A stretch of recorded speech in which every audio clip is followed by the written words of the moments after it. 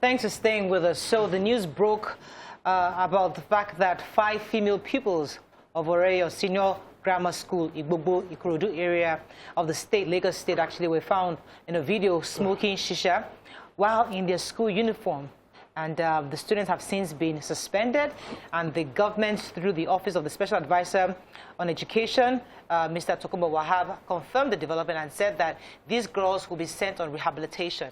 But we'd like to hear your thoughts on this. What are your thoughts on not just these 5 girls, but on the prevalence of drug abuse in our schools among students, and what you think the government can do to prevent this from occurring further? You can call us on 081-270-53687. You can also call us on 091-390-76948. You can tweet us at TVC. Please hashtag YourViewTVC so we can read your tweet. So many of us saw that video, which went viral. 5 girls. I mean, they had the perfect profile.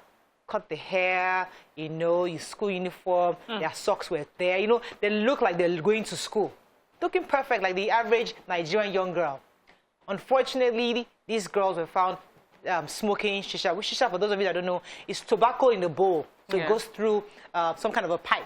And these kids use it and smoke it to get high. I just thought they were not Nigerians. Like initially we thought, I was like, it's always good to say, oh, it's over there. Yeah, it's not this can be happening like here. Yeah. Then I don't know if it was even in Lagos.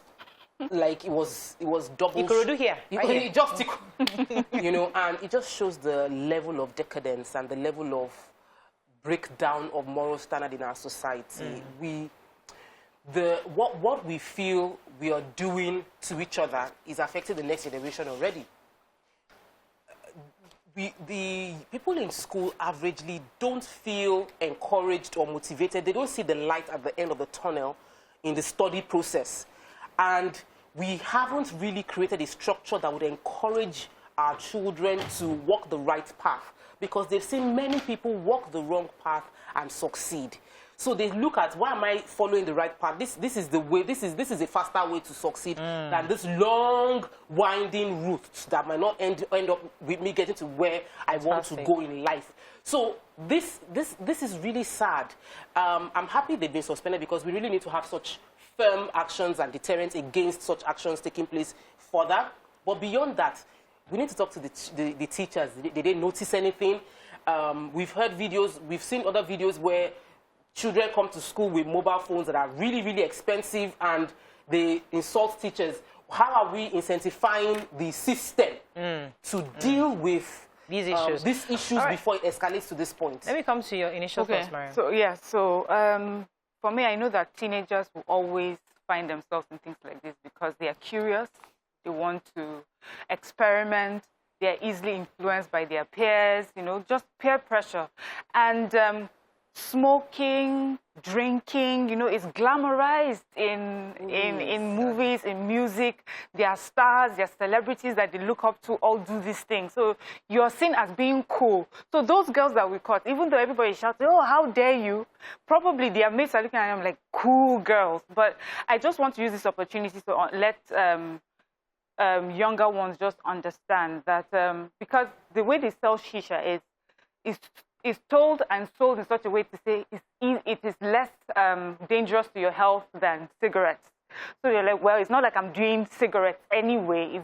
It's not as bad or toxic to my system as cigarettes are. But they are just as bad. In fact, there are some studies that have shown that they are even 4 times worse than smoking cigarettes, because the way it is being inhaled, you take the toxins that, you know, directly in. And secondly, it also causes gradual loss to your eyesight. So before you get anywhere, you start losing your eyesight, you know. So there are effects on your body from smoking things like that. And it does not make you cool. And it's important that you understand, because like Tope and Mariah, I thought, this is not us, this is them. This is them, meaning this is them that, you know, they don't raise their children well. This is them that they don't tell their children the right thing. This is them that their children don't understand how important it is to just face your studies and do what's right. So that's something we also need to tell ourselves. Maybe we are too blind to the fact that the effects of what we see on TV is affecting us to our backyard. Our children are doing these things, are experimenting with these things, but it is It does not pay you in any way. It will make you cool only for 2 or 3 minutes, or just as long as you're young. And in a few years, when you're chasing your dreams and running about, then you're in hospital for the effects of things that you shouldn't have done in the first place. Mikey, your thoughts on this, Shisha? Well, you know, I want to say something that's a bit different to what you said. When you want to destroy a nation, you start with the children by giving them drugs, by giving them things like this.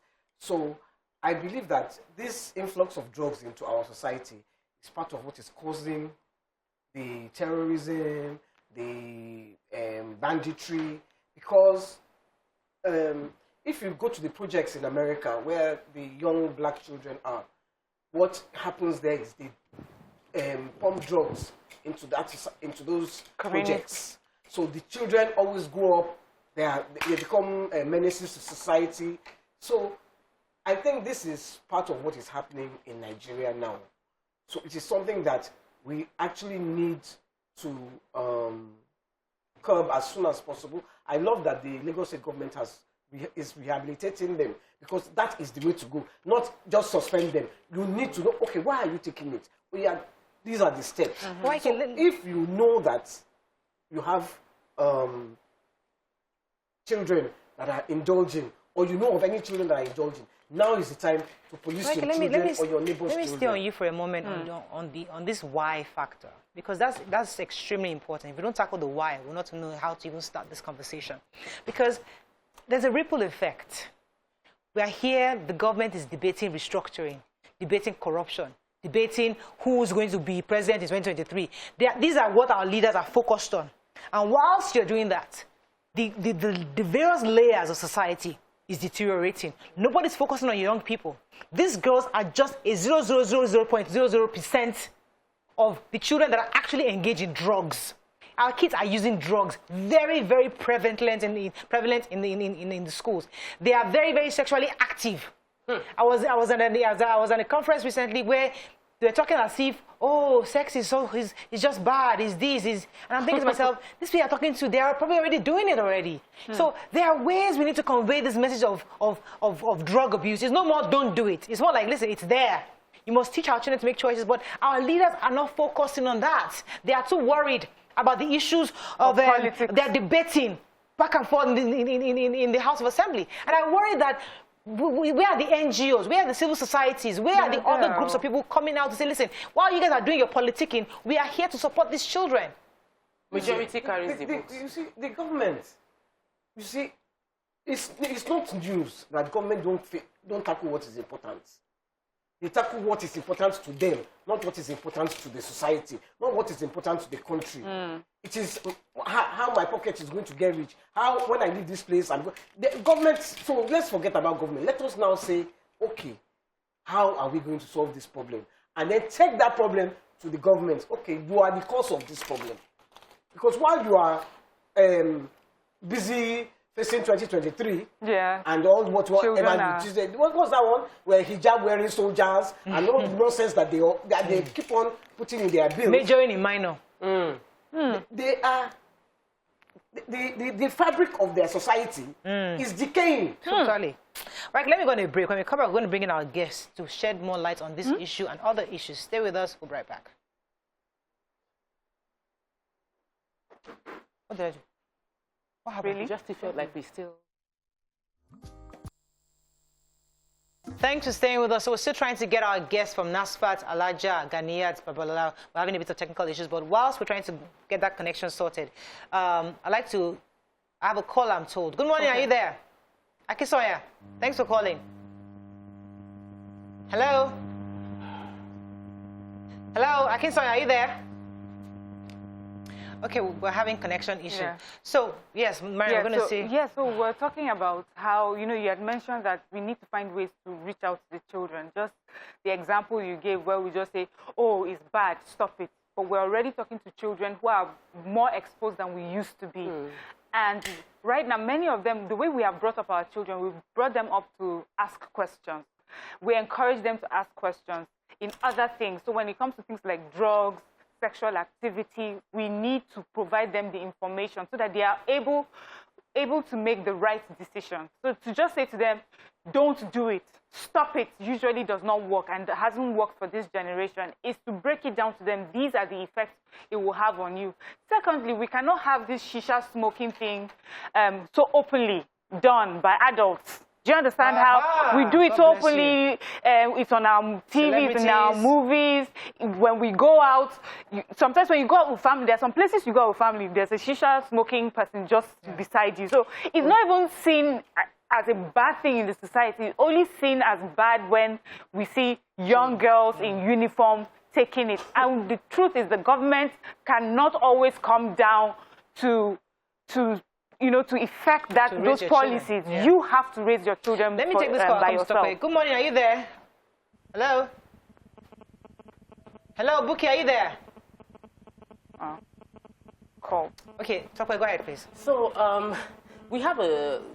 there was a bill that was signed a few months, a few years back that banned smoking in public spaces in Lagos, that is not allowed. You can only smoke in a place that is a designated smoking area. But like I said earlier when you asked the question, majority carries the vote. What is majority of our people doing? What has proven to be more successful for majority of our people? And why have we as a people overlooked other children, thinking like, I'll protect, let me focus on my own children? That wasn't what worked for us back in the days. There was still moral decadence back in the days, but we had communal parenting. You know, that person that will see you and call your mom or let your mom know, I saw this person doing this thing. The person did not go on the way to school. Or will say, how can this small child be doing this here? No, you will not be allowed in this establishment. We had that communal watching over each other. We don't have that anymore. Two, we have social media. Have you seen what is being posted online? What TikTok is, what is trending on TikTok, on Instagram? We've turned these things that used to be seen as bad into the norm. So everybody wants to look cool. Everybody wants to trend.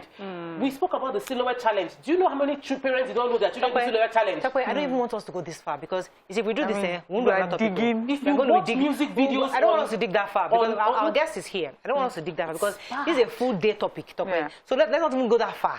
Okay. Let's just stay on this shisha matter and the fact that we talk to parents, but there are some parents that don't have time to talk because they are chasing. They want to feed you. Livelihood. They are very poor. It's not as if they don't want to talk to you, but the man is working 10 hours, 15 hours a day just to be able to put food on the table. So that those 5 girls might have poor parents. One might be selling tomato out there. The man is there might be a brocada rider, trying to make life easy for her the best they can. So they don't have that guidance where they're talking to. They don't have time to talk to you. Grow up. So there are various factors. It's not a conversation we can even finish today. We might have to bring another day, another expert who's going to focus on drug abuse, on how parents can manage it. Because the truth is, it is there. It exists. Young people are taking this drug, whether we want to believe it or not. Many of us even tried to experiment growing up, but we had enough will to say no. And the fear of your mother. And the fear. So how do we instill that fear? What kind of conversations do we have with young people to stop them from engaging in this? One of the conversations my mom had with us was she took us to the front of the TV and then she showed us people who had taken drugs, how their lives ended up, what happened to them, how they ended up in hospital. So that discourages you.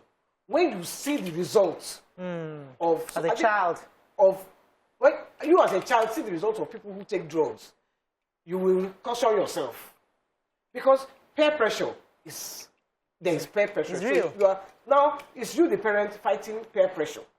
So you have to now expose your child to the effects of drug abuse. Right. Don't lord it over. If you take drug, I will kill you. Don't. Why kill? In a nice way. Talk to your child. Talk to your child so that the thing will enter. Bring out pictures. Bring out videos. Show them the effects of drug abuse. I tell you, 9 times out of 10, it will work. Waike, this thing that you just said just made me realize that maybe the way my mom was bringing me up, it was not just random occurrences. Because I remember growing up many times where there were movies for drug abuse, plays at the University of Jos for drug abuse. She would take us there. you know, I just thought it was a fun thing to do. But now that you're saying it, probably my mom was using it to deliberately teach me about drug abuse. Because, you know, everybody makes fun of me here. They say, hey, NDLEA story is out. I'm so afraid of drug abuse. I feel it's worse than death.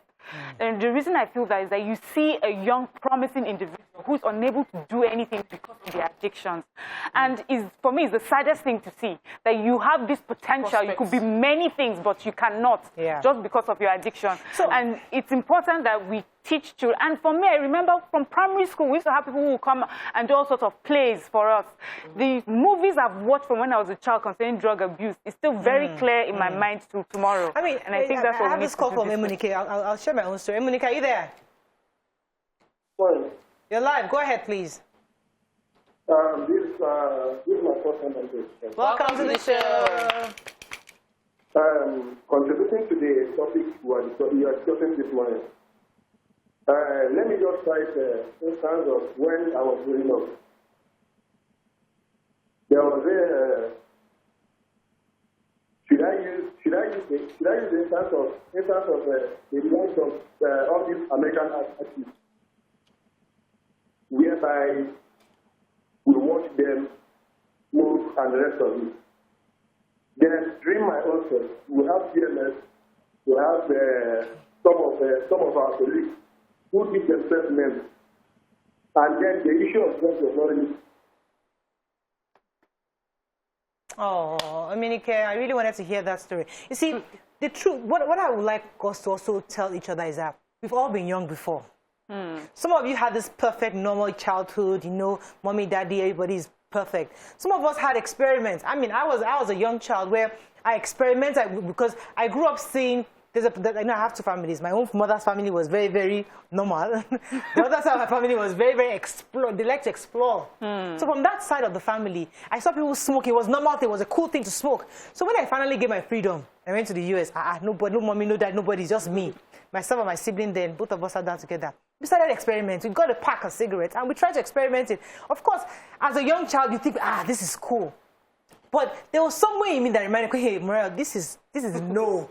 I had that picture too, where I was taught how the darkened lungs. Yes. I saw that picture as a child. So when I was doing it, I said, hey, this is wrong. So I was able to tell myself no. It happens too with alcohol. And there's a phase in your life, a child, you take alcohol. I did it. The time on campus, you only see Corona Extra in my fridge. That was the phase.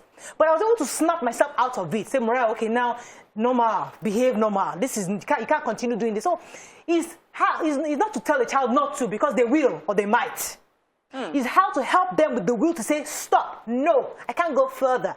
That's the real issue, because if we assume it's not there, no, you must never, you are joking. Because they might try, they might experiment. That's life. So it's not even about perfect communication. parenting. Yeah. Communication is key. I keep saying this TVC's communication is key. Communication is key. If you can communicate with your child, how bad drugs can be, even if he or she tries it, that thing that you instilled in his DNA. So I'll just say that we were blessed to have parents who had intentionality in raising us, and that was a good one. But there are a large, like a large number of people whose parents, the public schools, whose parents don't have the time to give that knowledge. There must be a process where the government and the Ministry of Education will take on this responsibility of filling in the gaps. Like you said, those plays you watched, I watched them. It wasn't based on, it was NGOs, private organizations that came to schools, went on tour of schools, universities, and did this education.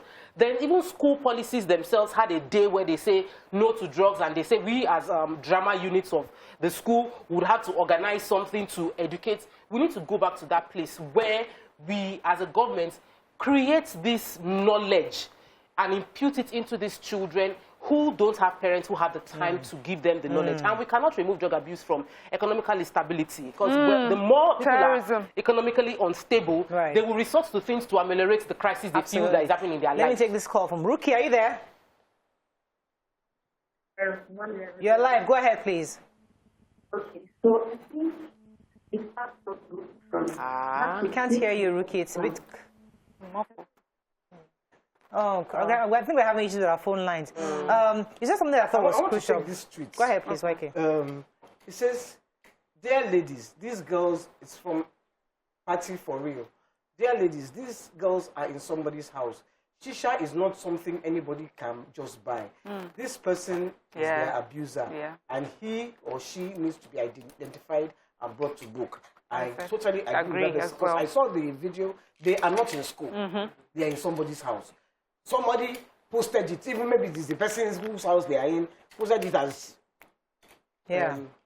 Okay, unfortunately, we have to wrap up on this. We can't continue this, but this is a conversation we'd like to continue to have, and hopefully we can bring it back, because the truth is that we've not even scratched the surface of this. There's so much to discuss on the issue of drug abuse with young children.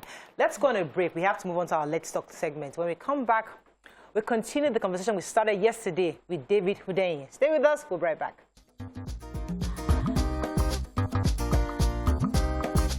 Stay tuned. Your View will be right back.